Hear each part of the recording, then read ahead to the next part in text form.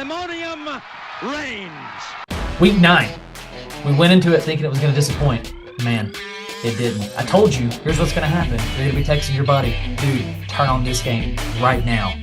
You went into this weekend thinking, this is a snoozer. It was everything but. We can recap the weekend like this. The world's largest outdoor cocktail party, they were only serving cocktails, and it wasn't a party. It was just a gathering. Stanford is better than their record. You got an upset in Kansas. Georgia Tech beats UNC for the third straight year. Cal loses to USC by 1. Michael throws 3 ridiculous opportunities for an upset at us in the preview episode, and they all almost happened. And Dabo Swinney. Dabo Swinney. Welcome to episode 111 of Pandemonium Reigns. I'm Dan. He's Mike. Thank you so much for hanging out with us, spending your time with us, letting us tickle your ears wherever you may find us at this moment. Listen, man, banger of a weekend, bro. Banger. It was absolutely wild at times. There were games that went as expected, a la Georgia clapping Florida, running off 37 straight points on Florida. There were games I certainly didn't think when I posed that question to you late in the preview episode that all 3 games would be that close. That was just wild. I actually figured, I think I said it, I figured it would be USC or Miami that would fall if one of the 3 did. And almost all 3 did. But North Carolina, like you said, falls again to Georgia Tech. Have you seen the deal with Georgia Tech winning their even numbered games? Yes, I have. They're such a strange team. And that includes a loss to Bowling Green in an odd week. Yeah. Of note, they do play, I believe it's Clemson. I know it's Georgia in even weeks. So keep doing what you're doing. Yeah. I'm going to go ahead and say that the Georgia Tech voodoo is at least going to come to an end by week 14. Yeah. And if it's Clemson, let me check real quick. It is Clemson. It's actually Georgia Tech and Virginia this week, but in the next even week for Georgia Tech, it is Clemson. So that parlays perfectly into what we want to talk about with one Dabo Swinney. No kidding. Dabo Swinney. If you haven't heard, it's not hard to find. Just Google search Dabo Swinney and let your eyes and ears be tickled. I'm not going to recap the whole thing, but I did find an article here on the internet very quickly that puts it in summary really well. Basically, the weekend begins by the guest picker of the day on College Game Day referring to NC State as a basketball school and that Clemson's going to get a win. Clemson did not get a win. They caught an L straight to the forehead. So they're now sitting 4-4 after this loss to NC State. On Monday, they had Tiger Calls, in which Dabo Swinney is a regular, obviously, participant in Tiger Calls. So a Clemson fan calls in, and you really can't tell this guy's age, but he basically says this. He says, "So, Coach, I'm curious. Why are we paying you $11.5 million to go 4-4?" The caller asked Swinney after questioning his coaching hires and saying he sensed arrogance since post 2018. Swinney has since agreed to a new 10-year deal worth $115 million in a contract that was originally signed in 2022. It's going to run through 2031. Anyway, Swinney responds by saying, "You're part of the problem." To be honest with you, you are a part of the problem. He says this: "The appreciation, the expectation is greater than the appreciation." I get what he's saying. And that's the problem, he says. We've won 12, 10-plus win seasons in a row. That's happened 3 times in 150 years. So if you want to know why Clemson ain't sniffed a national championship for 35 years, we've won 2 in 7 years. And there's only 2 other teams that can say that: Georgia and Alabama. Is this a bad year? Yeah, and it's my responsibility. I take 100% responsibility. But all this bull crap you're thinking and all these narratives you read, listen, man, you can have your opinion all you want, and you can apply for the job, and good luck to you. Woof. Yeah, right? So here's my initial thoughts. I agree with everything Dabo said. I agree. I think his argument is valid. And if there's a caller out there that thinks they can do the job better than he can, go apply for it. Because what he has done at Clemson is remarkable. Remarkable. 2 championships, national championships in 7 years. In the playoff era that we might have. Beating some dominant Alabama teams in 2015, a really good Alabama team in 2018, right? Mm-hmm. And beating good Ohio State teams to get there. Yeah. So, if there's any arrogance, I think it's in the fan base, right? I would have to agree. I mean, here's the unfortunate thing is, what you want your coach to say if you're in the spot that Clemson's in is no, you're not paying me 10 years, $115 million to go 4-4 through 8 games. That's what you want them to say. That's obviously not what Dabo said. The thing is, I agree with both parties. I don't have a problem calling out a coach. I'm really quick to do that. That's my personality. I mean, I was calling out Tim Banks just to peel the curtain back. I was calling out Tim Banks in probably the third quarter of Tennessee's game with Kentucky that they ended up winning, just in a different format than they've won all year. But I don't really have a problem with either party. In fact, Tyler from Spartanburg, he before he said all that about the money and all that, he said, I was overseas serving in I don't know exactly where during the title runs, watching the games that he could watch, and that's the guy that Dabo gave that spiel to, which sits very, very poorly with me. And a lot of Clemson fans, probably a lot of national fans. Think about Dabo's perception if you're not a Clemson fan. Think about that. It is in the gutter. Sure. I think it comes down to this, though. You can think all those things, Dabo. You messed up when you said it. 100%. You messed up when you said it. And you messed up in the fashion in which you said it in and how you basically lost your cool. You exploded. You have prided yourself on a culture that is positive. You've sold recruits. We've got great community. We have great culture. Coaching staffs love you, yada, yada, yada. And you lose it. It's just not a good look for you. These words are totally different if it's coming from Saban, right? It's totally different. It's totally different if it comes from Kirby Smart. Probably, right? I would agree. You could even make a case for Josh Heupel. Like, listen, dude, if you wanted to come in and resurrect this program, who was trying to get recruits here through McDonald's bags, and you're upset that we're in the positive win category, come on and do the job yourself, right? But Dabo has prided himself and Clemson on this Christian-like reputation, and you lost it, dude. I agree with you, Dabo. I agree with you. But you just don't. Your position, unfortunately, you just don't get to say that. That's what we're for, right? That's what you and I are. Yeah, exactly. And we've been hard on him. We've been hard on many, many others. We're going to continue to do that. It's really fun to do that, but you can't say those things out loud, especially to a fan who is in no form or fashion the problem. Because another thing that he said is, I've been coming to games with my dad, my grandparents, things like that. He's been going to games for a long time. Yeah. That predates the success of Dabo. He is not part of the problem. He is a loyal Clemson fan. Yeah, who might be feeling differently about that this week. Yeah, for sure. You cannot do that. I think someone, I didn't listen to it, but I was scrolling Twitter the other day, and I think someone found an example of Jeremy Pruitt handling a similar call better than Dabo Swinney. Yeah, which doesn't bode well for Dabo. Bodes very poorly. Like, the thing is, there's already things that you're not doing that you absolutely should be doing. You're not using NIL. You're worried about the name, image, likeness of God, which is not representative right now of how you're behaving, for one. Sure. But you're not using NIL as it should be to help and boost your program. You're not taking transfers. You won't take a commitment from a guy if he is taking visits after he commits to you. You're being extremely old school. You're probably the most old school approach to all this right now. Well, now what you've done is you've kind of shown your true colors. That ain't going to help you in mama's living room. Right.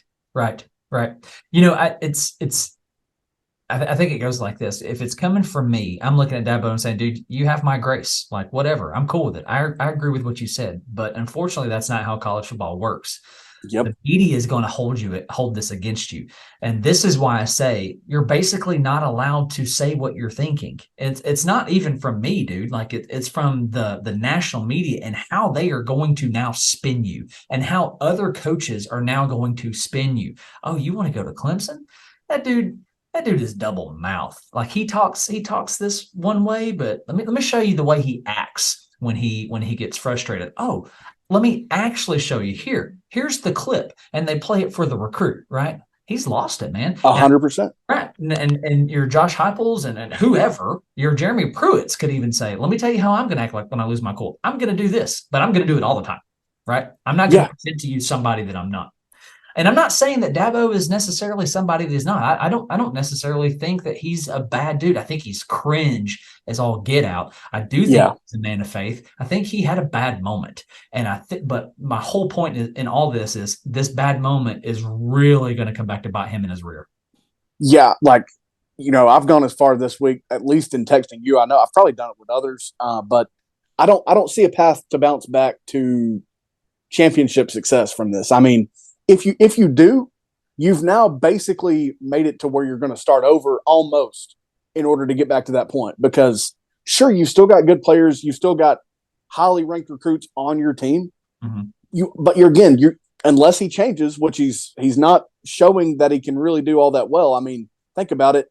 Think about TCU's offense last year with the same OC that's in Clemson right now in Young Riley. Yeah, it looks like he might be being held back a little bit. I mean, I know that it's possible that Cade Klubnik was overrated. I mean, sure. In fact, it would probably be hard to argue that he was overrated at this point. Sure. But you're basically making it to where you're going to have to start over at this point if you ever want to get back to playoff success or title success.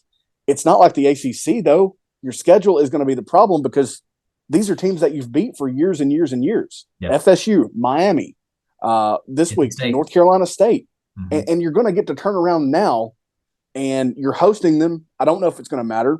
You're going to host Notre Dame. Can you believe that Clemson is a home favorite in this game after all this drama? I mean, I can't right now, frankly.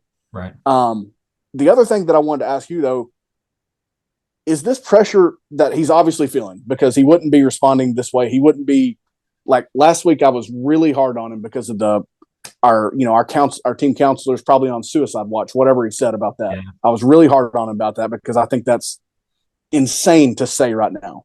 For sure. At any time, really. To joke about it or to make light of it is insane. Where do you think this pressure is coming from? Is it something that he is projecting onto himself? Do you think that he actually is he can't possibly be creeping into hot seat territory simply based on the record because he is totally correct on the highest level of success that, frankly, he's brought to the program. Yeah. Where's the pressure actually coming from? To me, it's got to be all from within.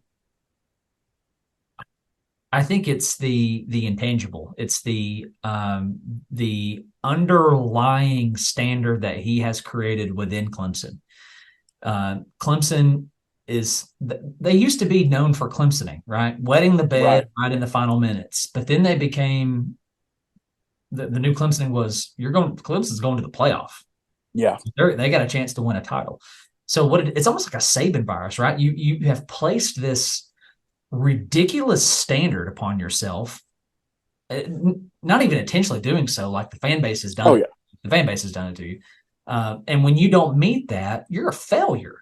And I think that's exactly what he's saying is you're a part of the problem. Like, so I've done all this and we're having a rough year, but I should be fired. Okay. If that's the way you think, you come and do it better. You have the success that I've had. You sustain that for as long as I had. And then the minute you slip up, all right, they're going to be all over you. So I think the pressure is just coming from, I'm going to say, unrealistic expectations driven by fans and the general media, if that makes sense. It does make sense. And I guess part of what it boils down to as well is that he probably should have done a better job to this point of tuning some of that crap out, because the reality is for 95% of programs not named Ohio State, Georgia, Alabama, you know, Clemson to this point, that you're going to have a tough time replacing guys and maintaining a field roster of NFL guys, of the correct quarterback, the depth at running, you name it, of the depth. You're going to have a tough time doing it. It seems to me, though, that he must have been paying attention through some format. I don't know if he's on social media, if he's reading the newspaper. Seems like to me that he's obviously dug too far into it. He's looking at those comments that are, again, I mean, obviously some are going to be out of bounds, but fans have every right to question a guy with that contract. I mean, but it looks to me like he's obviously dove too far into it, and then he gets one in his face, like a call from Tyler, and the self-control is just not there from him right now.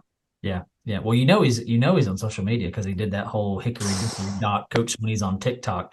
Right? So, yeah, cringy. Yeah. I've said what I've said about him, said my piece. I do want to end it just by saying this. Clemson, it could be worse. Shane Beamer could be your head coach. Boy, could he. You still big brother right now. Guy is a used car salesman. I mean, just wrapped in head coach clothes. I mean, yep. They took another L straight to the forehead as they lost to Texas A&M. Don't really want to cover that. I only bring it up to, how do I say this nicely? Laugh at you? Ha! We had a listener text us and say, "Hey, man, what did Shane Beamer do to you guys?" And I would just say to you, Shane Beamer is Butch Jones undercover. And I just want to, just for the listeners, and I told him I would do this.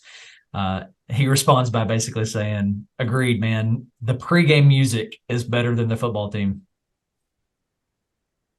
God, they're so bad. They are so bad. And you know they're terrible. What's bad? What's worse about it is they're not going to cut ties with Beamer. They're just not going to do. And you've got people like the Spurs Up show who says they need to hold on to Beamer and rid themselves of the entire coaching staff.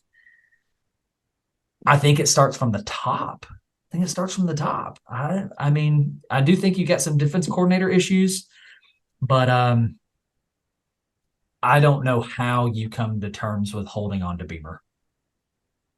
I've said this going back to probably before they did upset Tennessee and Clemson last year. Probably from the moment that they let go of his buddy that was the former offensive coordinator in Satterfield, White, whatever it is. Yeah.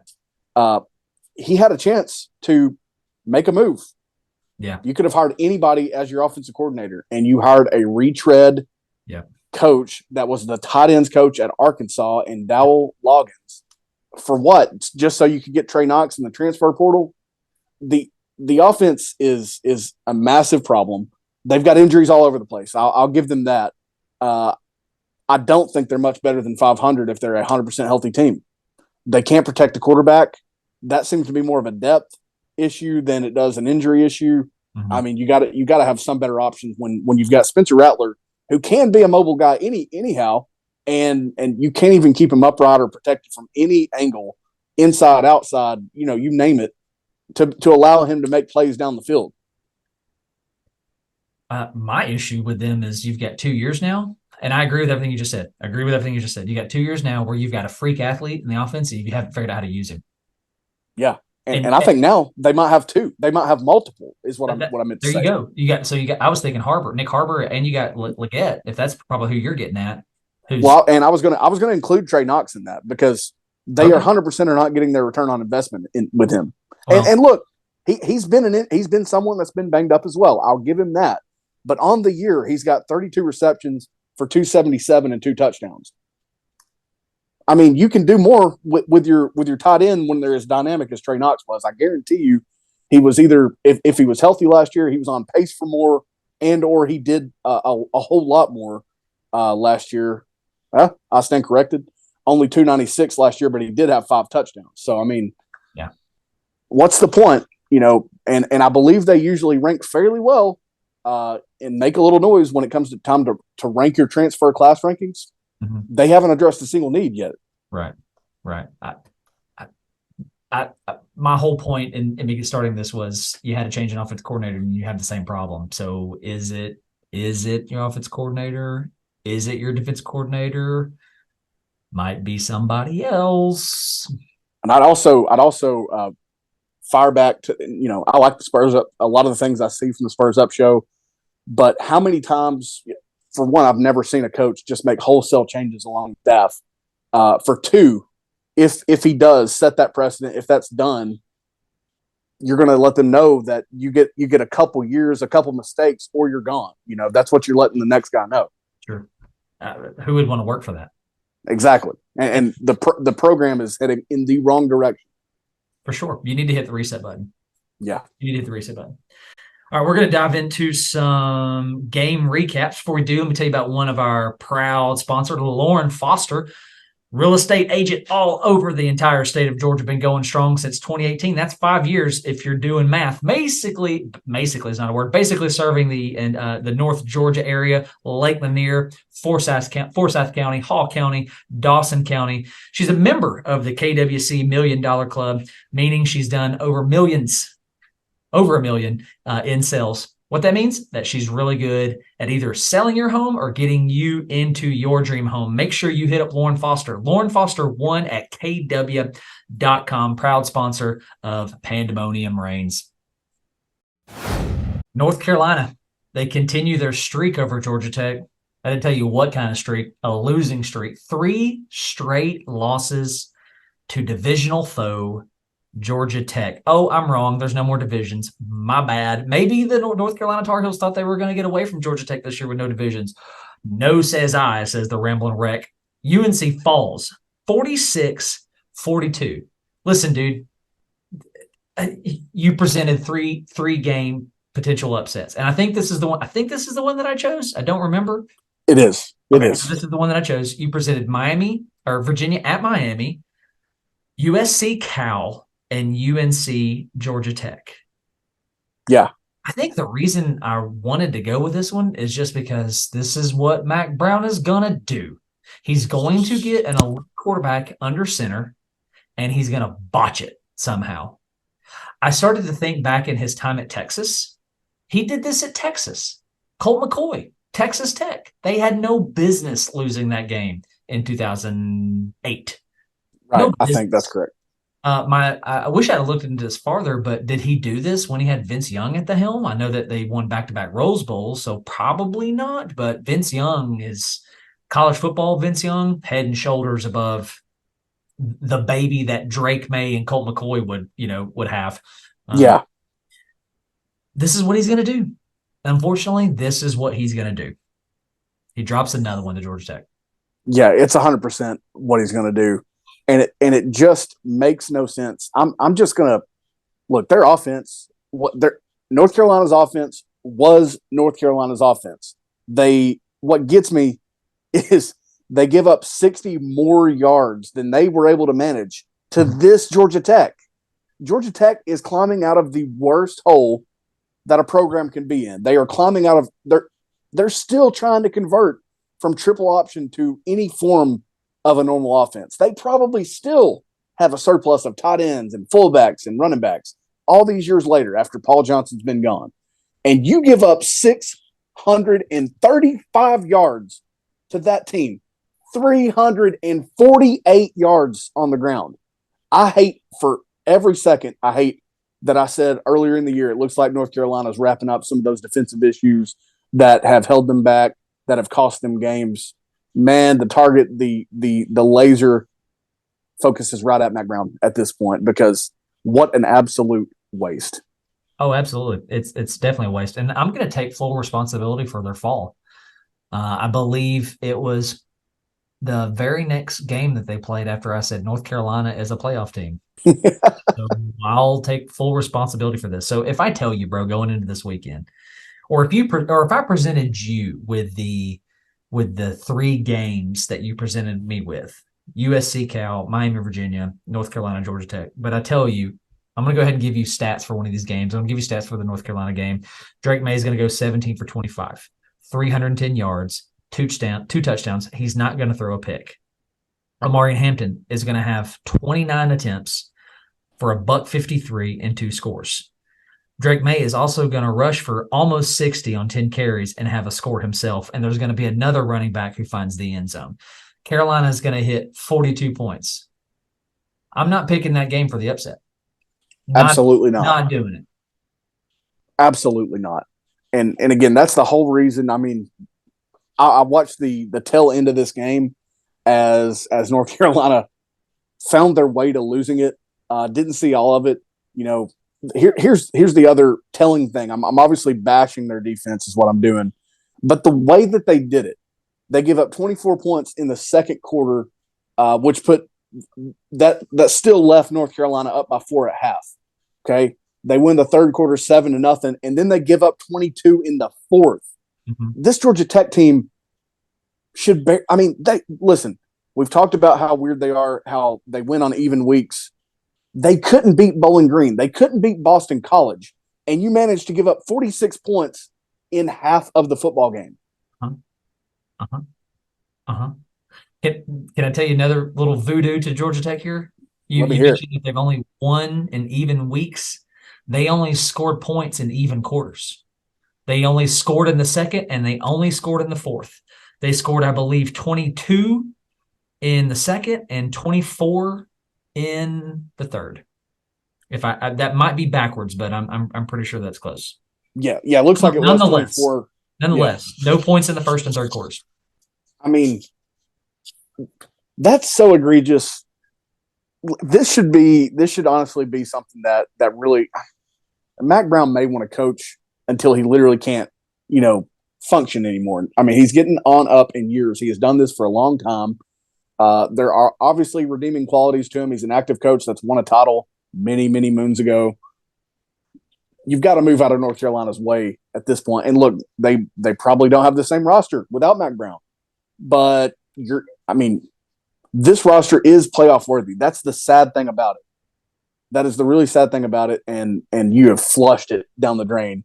This schedule set up so perfectly for a playoff push. I mean, your toughest game was actually Appalachian State. If you want to look back prior to them losing a game, was Appalachian State taking them into overtime. But I mean, you lose to Virginia and Georgia Tech in back-to-back weeks. 2 of the bottom feeders of your conference. Not good. Well, Virginia's going to be better, and I think Georgia Tech is obviously on the rise. But coming out of the pit that you mentioned is, I think, the most impressive thing. Hey, I want to end this conversation with two numbers. Final score is 46-42. Your over-under was 65. Vegas was off. They got obliterated in that one. I don't think anybody was caught off guard there.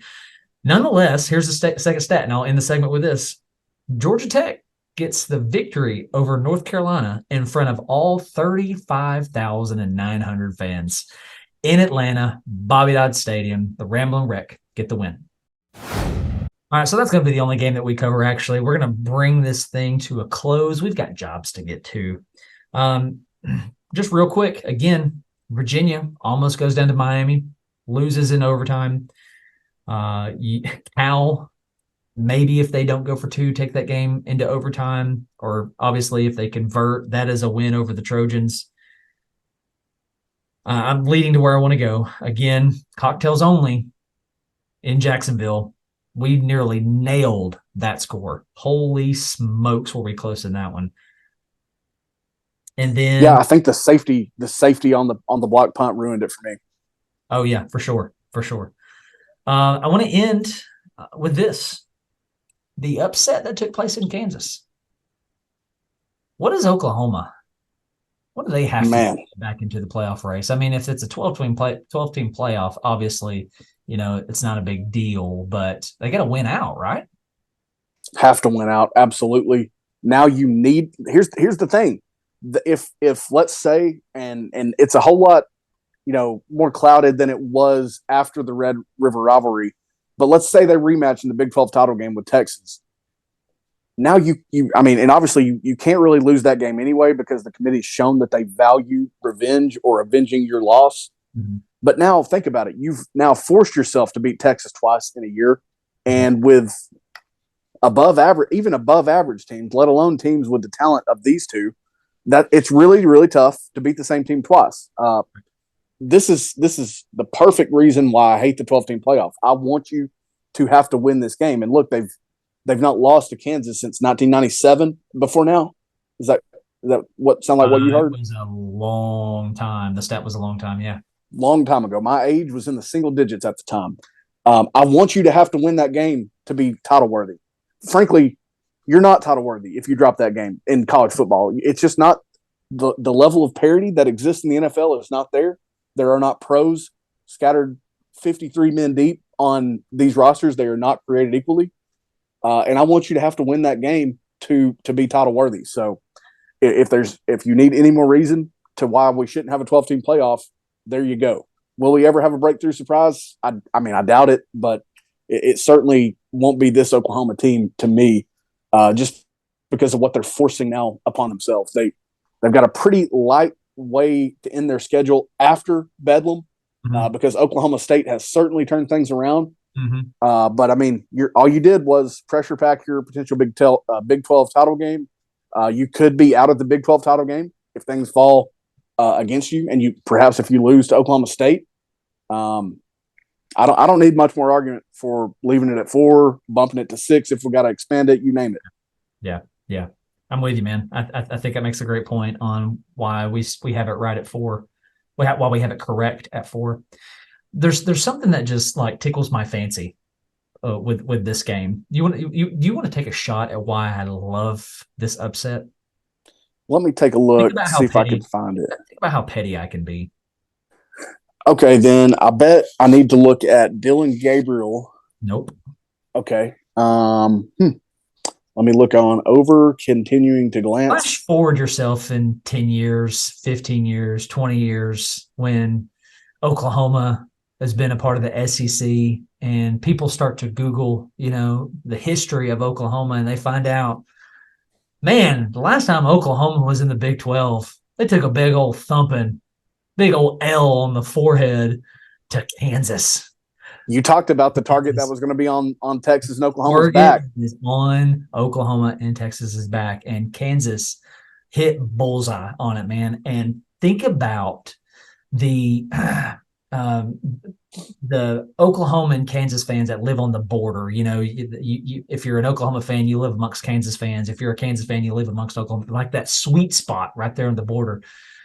The Kansas fans will forever be able to say, because are they going to play again? If they do, it's going to be a really long time. So think about and it's going to be a letdown for Oklahoma is what it's going to be. Yes, and think about the leverage that Kansas is going to have for a really long time saying, hey, that's cute, enjoy your conference. But remember what happened the last time we played? I think we got you. We got you, didn't we? So, yeah, you go and enjoy that Southeastern Conference and take this L with you. Hey, I'm petty too, so I love that Dillon Gabriel's stat line was 14 of 19. 171, 0 touchdowns, 1 pick. He did have 3 on the ground. But I'm petty too. He had some comments about Josh Heupel when they both left UCF. So, suck on, my friend. There it is. Well, it was definitely not a snoozer of a weekend. Several things that were enjoyable. I'm going to need you to do this again for the preview episode. Throw some potential upsets at me because I need it. I need you to put it in my veins. That's going to be all for today's episode. Thank you guys so much for hanging out with us. We love you. Thank you to our sponsor, Lauren Foster. Appreciate you so much. The podcast is doing well. It's all because of you. Make sure you hit like and subscribe. Give us a follow wherever you get your podcast. Tell your daddies and your mamas and your brothers and your cousin that you like to go on dates with. That's weird. It's only in Alabama. We love you guys. I'm Dan. He's Mike. Mike, God bless. Go Vols. GBO. Pandemonium Reigns.